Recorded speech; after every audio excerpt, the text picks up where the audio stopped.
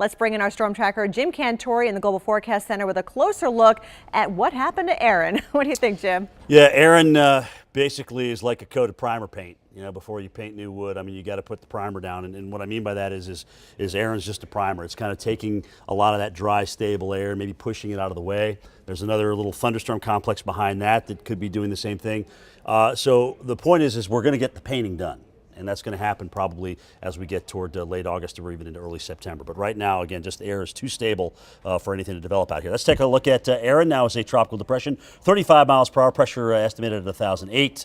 Movement off toward the west-northwest, up here into no man's land at 17 miles per hour. And you can see the satellite pretty much has nothing with it. A little convection off to the south and west of the center, but it's going to be pretty hard to get anything back here in any semblance of a tropical system because of where this is and certainly where it's headed as we go on in time. And that's pretty much up into an area that almost allows it at this point to be at 0% chance of impacting the United States. So that's what we want to see. We want to see a storm like this kind of do what it's got to do and remain potentially an entity even out through Wednesday, but bets are that it may not be an entity through the weekend.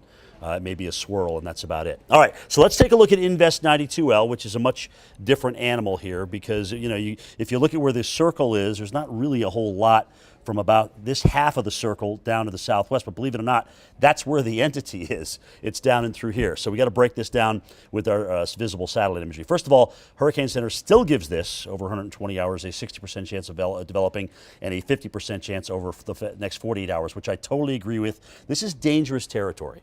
This is very, very warm water down and through here, and we have certainly a circulation right in through here. This is the low-level circulation. It's not tight and it's not very deep. The pressures are very high here, so we don't have anything that we can say, wow, this is something we really have to watch almost with immediacy because it's going to go. But as we look now at the water vapor image, what is this up here?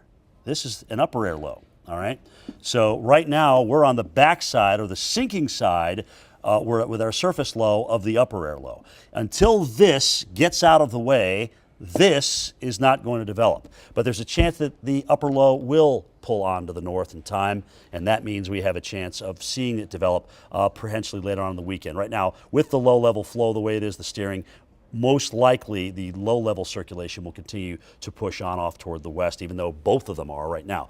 Winds, again, not too strong across the Gulf, but you can certainly see kind of a counterclockwise or an inversion here with the wind flow as we would typically expect this time of the year. But a lot of that moisture, Paul, still from either the upper low or even the surface circulation is going to be moving north and west over the next 24 to 48 hours, and that certainly means it could exacerbate things along the Gulf Coast.